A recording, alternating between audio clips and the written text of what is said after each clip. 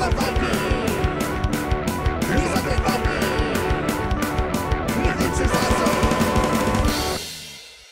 everyone, this is me, the Undead Viking. This is Coville, the Dark Overlords, a game where you get to be the bad guy who is ransacking this area of this world and also ransacking this town. And then you're in contest with everybody else trying to do the best job of, well, the ransacking.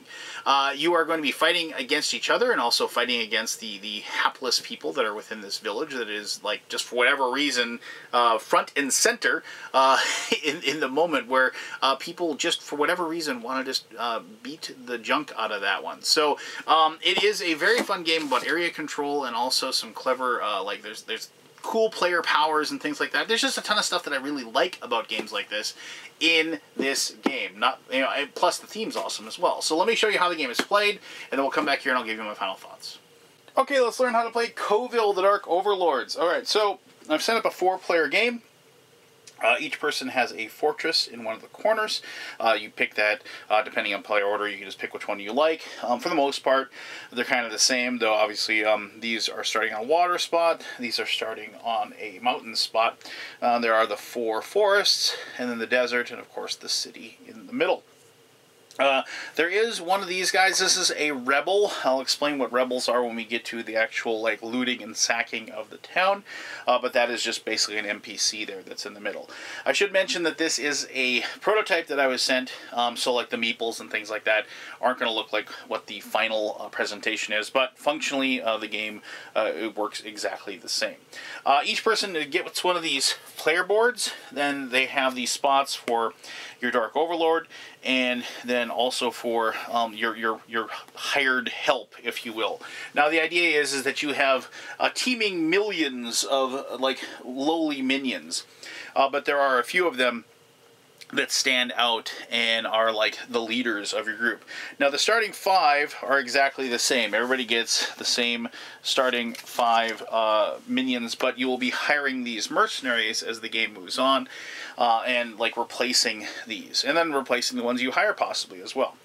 Each person, as I said, gets a Dark Overlord. I just picked the Bloody Baron for that, but you can see here, you know, we got a Space Monkey, Cholo Rex, Bone Crusher, you know, Wicked Wizard, and Devilish Queen.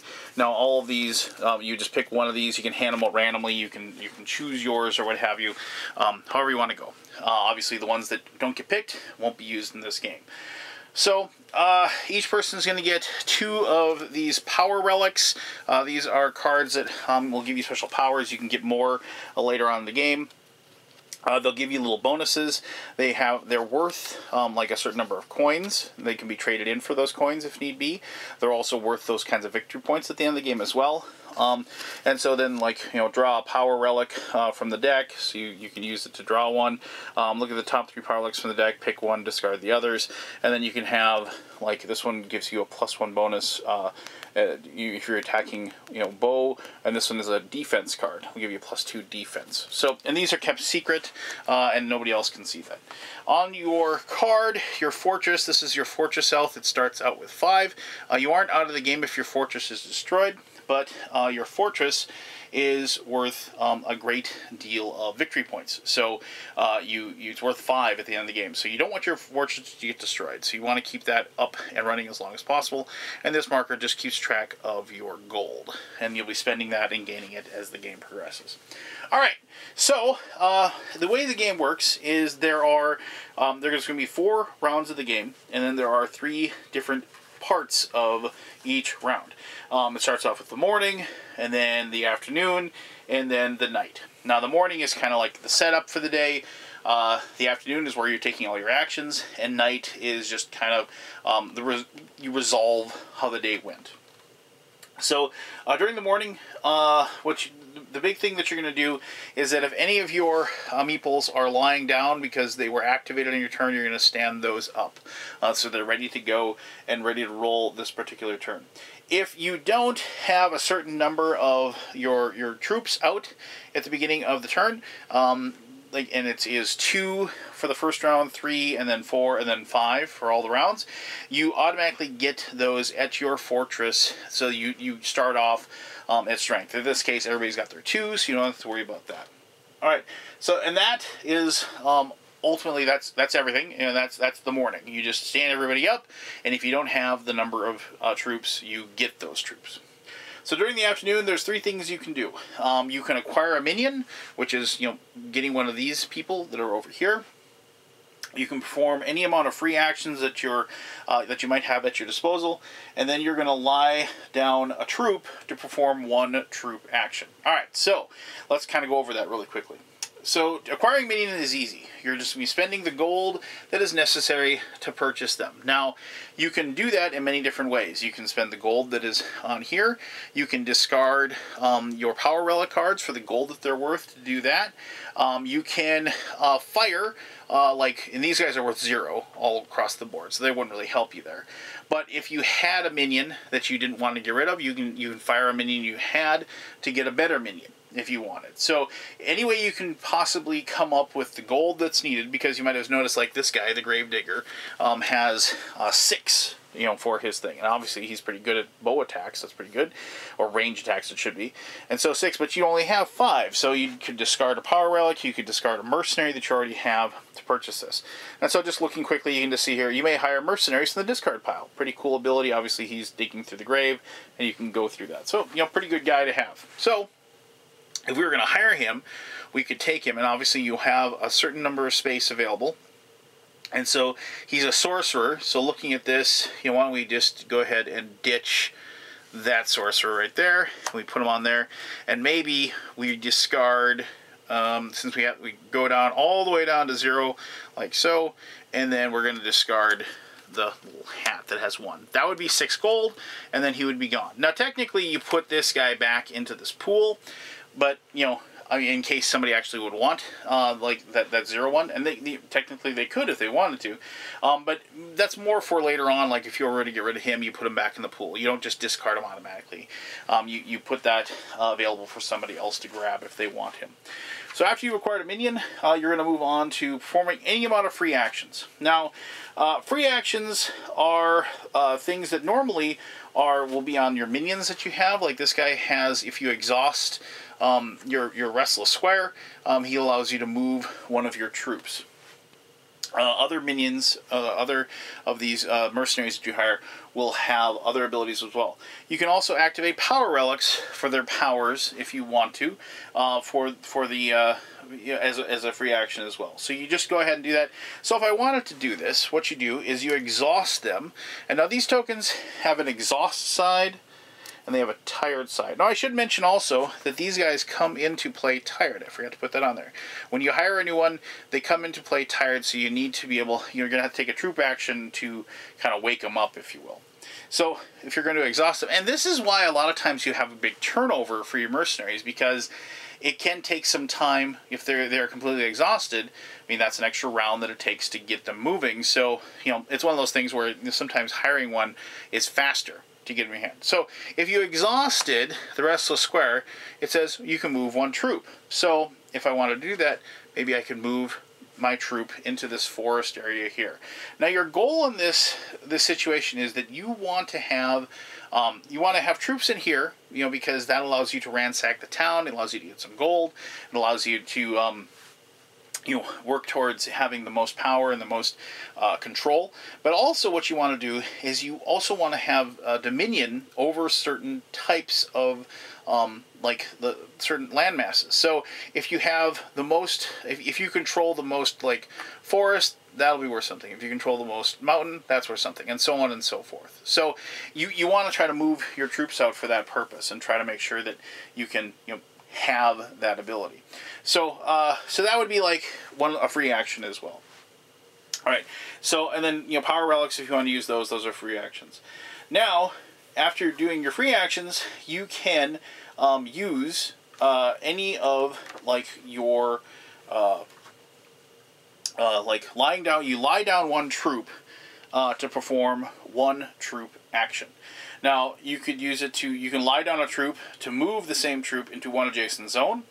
If you have any kind of a move-based power, which has like a little here, this guy has one.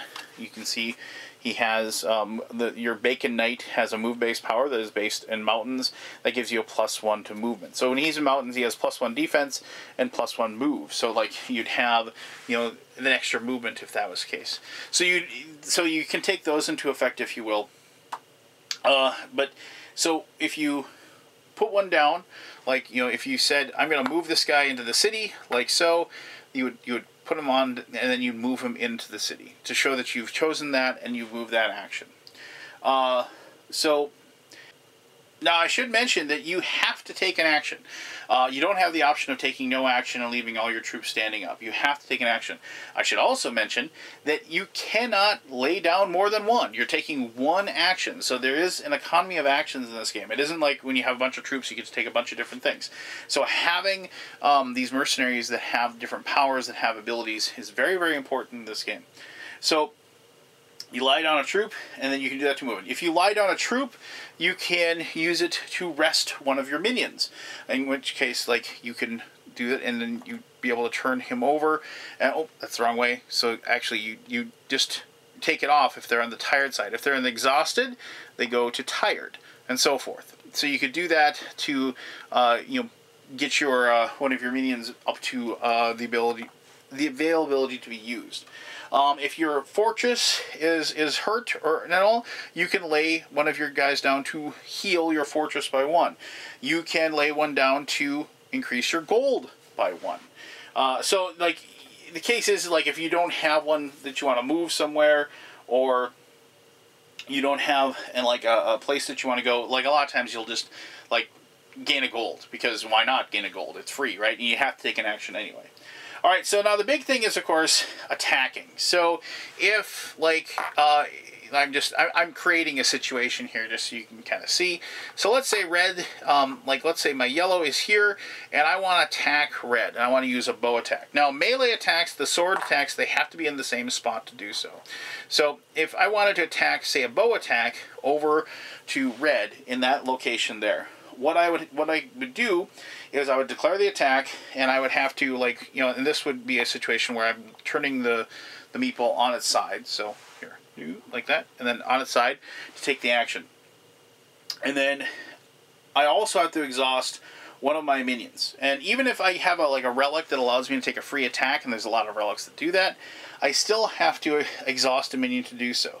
But I need to make sure I'm picking a minion that, one, gives me a bonus to, like, the melee attack, because so I could use, if I had activated him, I'm going to say I did that. So you can see he has a 3 base, and so I'm exhausting him to go ahead and make my attack, and then I have that base of 3, and then you look at the base of the actual minion itself. Now, every one of your troops has a base melee of 1, but they don't have a range base of 1. So activating this is good, because now I have a range base of 3. So I start off with that 3, and then I get to look and see if I have any other of my mercenary minion, lieutenants, whatever, that would affect this situation. So looking at the reinforcements, and even if they were tired, it would still come into effect. So these are like passive abilities. And if you look here, if I can pick up this card, if you look at my Grumpy Pyromaniac, you can see that they have a +1 to ranged in both mountain and desert. So technically, I am in a city and in a desert. So I get another +1 for the fact that I have this Grumpy Pyromaniac. Now, if he was exhausted, I'd still get that bonus. It is a passive ability that still affects the situation. So I have a 3 plus that 1 to 4. Now, also, if I wanted to, if I had a card, like, let's say I still had this card and I hadn't used it to spend, I could draw, I could use this card for another +1. Now, what happens is that the other player will go ahead and they will determine their defense. And I'm not going to go through the whole process, but basically they have a base defense of 1 automatically, and then they can also exhaust one of their minions to increase their defense, plus any passive abilities as well that they would have, and plus any power relics that they would use as well. Now, one of 3 things is going to happen. If the defender wins, nothing happens. Like if they, and you can go back and forth. Say like I have a 5, and they come up and they have a 5. After all, I could expend a power relic and say, okay, now I have 6. And you can kind of go back and forth until everybody's done playing cards. So if the defender wins, nothing happens, everything's cool, nothing, everybody's fine. If I win and the defender's standing up, I then cause the troop to lay down. And also, then the defender has to retreat into any adjacent zone. And so, like, and if you have any move-based bonuses, like this guy had, you could use that in that bonus. So then, like, you keep moving back here or whatever.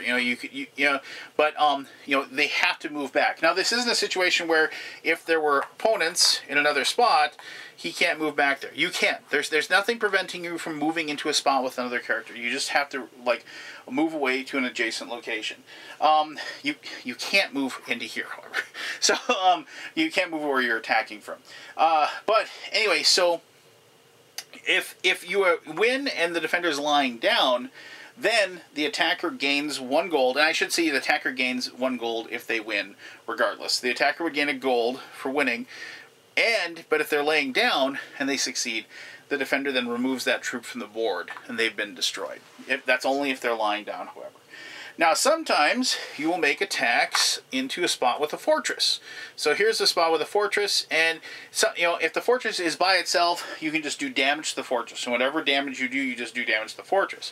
If you had a situation where you're doing damage to fortress, and so, like, let's just put that 1 minion there, and we do that same attack, and maybe we got a total of 5 or 6 or whatever, and then they had, say, a defense of 4. Now, the same thing happens. You're going to move into an adjacent location, and the remaining damage is going to be done to the fortress. And if you ever get to the point where your fortress is destroyed, boom, it's gone. You can't repair it. You can't get it back, and you've lost on that 5 victory points. You still can get minions. You still can create, they're still going to show up in this location, but you basically lost out on a chunk of victory points that you're not going to get at the very end. And it is the excess damage that you do. It isn't just a flat 1 point or anything like that. It is the excess damage that you do.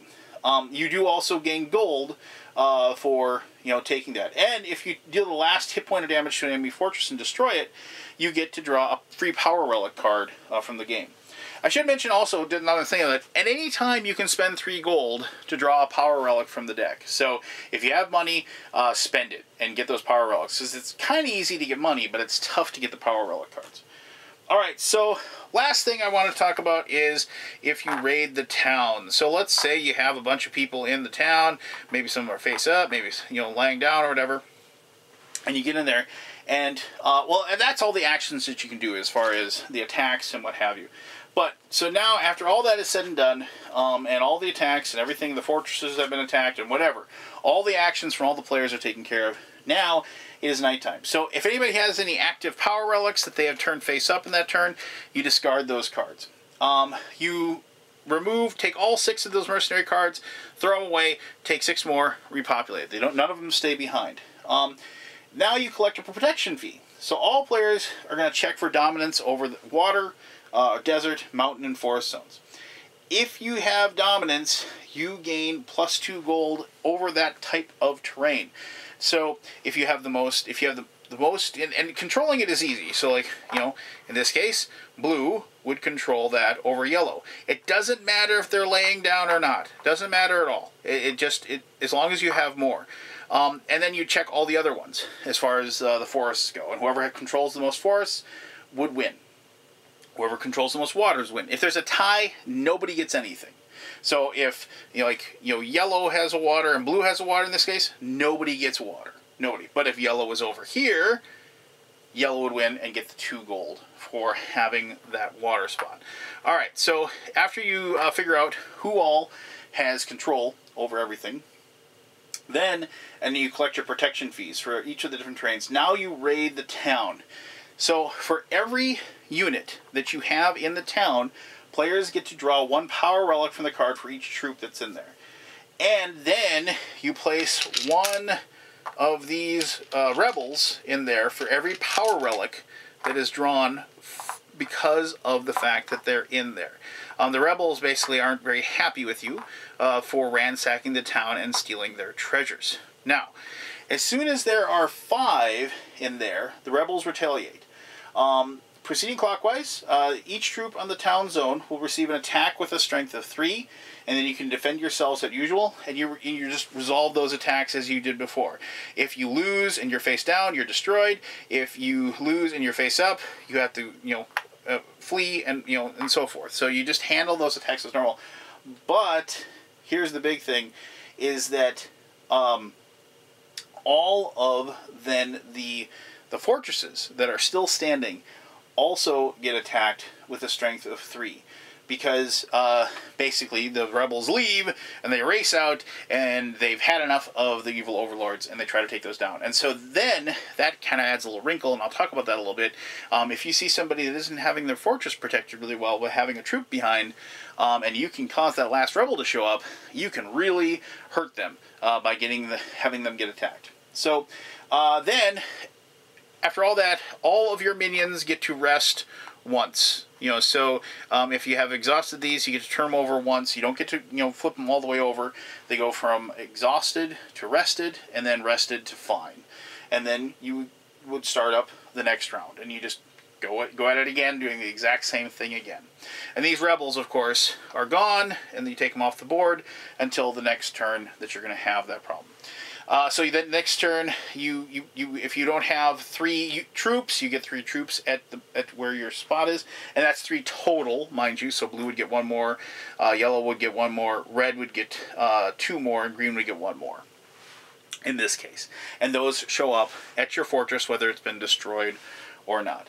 After all 4 rounds are done, you're going to total up your total number of points. You're going to get 1 point for every gold you have. You're going to get 5 points if your fortress is still intact. Whatever it costs to get your minions, you're going to get that in victory points.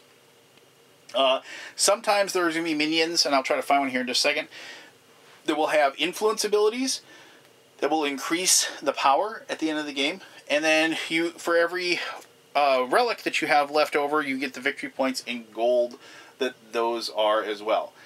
If there is a tie, the one who has the most troops on the board then is the winner. Now let me see if I can just find one of those quick influence abilities, and then I'll tell you what I think of the game in my final thoughts here. So there's lots of these guys, and I do like the fact that there are lots of different things, that they have. Let me see, there's a little pyramid that I'm going to find for you. Here you go. So, the influence abilities, in the morning phase, you may rest this card once, so the Zombie King gets to. 1 second here. Alright, here we go. So, like the Donish Druid. He has, your power relics are worth +1 gold. So you have him at the end of the game, all of your relics are going to be worth 1 extra. And that's also for if you sell them to like hire more of those, but they'll be worth more at the end of the game. And I just want to show you this guy too real quick. So you get +2 gold to hire warriors. So here you have Mr. Brownie, he's a warrior, and I think he's adorable, but that +2 gold that he has, that means that when you hire a warrior, they basically cost 2 less. And if you hire a warrior that costs 2 coins, it'd be free. If you hire a warrior that's worth 1 coin, you get a coin back. And if you hire a warrior for 0 coins, you actually get 2 coins for hiring him because of the fact that you have Mr. Brownie. So cool little powers like that. And I love the fact that you have this giant deck. And the fact is that because it's only 4 rounds, you're only going to go through 24 of those cards, meaning that you can't guarantee that you're going to get a certain card that you really, really want. And the fact, and I like that you can't have a deterministic attitude as far as the minions that you want to hire and have on your team. So there you go. That is Coville. It is a heck of a lot of fun. I felt like a lot of other games, and it felt like a game that I didn't really like very much, but I ended up really, really liking this. So let me talk more about that in my final thoughts. Hey, I made a mention in the gameplay of economy of actions, and that's something that I haven't really talked about a lot, but a lot of games have that. There's lots of times when you have games where it's like, okay, you can take an action, you can take like 17 actions, you can take 27 actions, whatever, and it just seems like you can just, stack things upon each other. And the more actions you have, the more you can make a mistake, right? And then you can kind of cover it up, right? It's like if you make 100 decisions a year, you can make a couple of bad ones, and the other 98, as long as they're good, you take care of those too, right? All right, so having only one like real true action that you're picking when you put that troop down, that is a glorious economy of action. Something that I really, really enjoyed about Coville. I was always second guessing myself as far as like if I wasn't able to do a productive turn. Like if I literally could only like turn a guy down just to get a gold or turn a guy down to arrest somebody. I mean, I wanted to move things around the board. I wanted to mess with things. I wanted to change things up. But I realized after my second or third play of the game that wasn't, you couldn't rely on that action. You had to find other ways to get those actions. You had to find other ways to get artifacts into your hand that would allow you to do those things. You had to find other ways to get mercenaries, minions, into your throne room that would allow you to do those things. And then add in the fact that the game only lasts 4 rounds, it just feels like a good rush, right? Like you're trying so hard to get everything right and get everything done correctly, but you just don't feel like you can do it. And I love that about the game. It's quick, it ramps up quickly, and it's over quickly. And it is fast, and it's brutal, and it's a heck of a lot of fun. It strangely reminded me of Small World because probably the exhaustion thing and maybe the way the board looked. And I don't like Small World, but I really, really like this. This was just so much fun. If you like area control games, if you like the look of this fantasy genre, if you like being the bad guy, I'd strongly suggest you check this one out. I think you will have fun.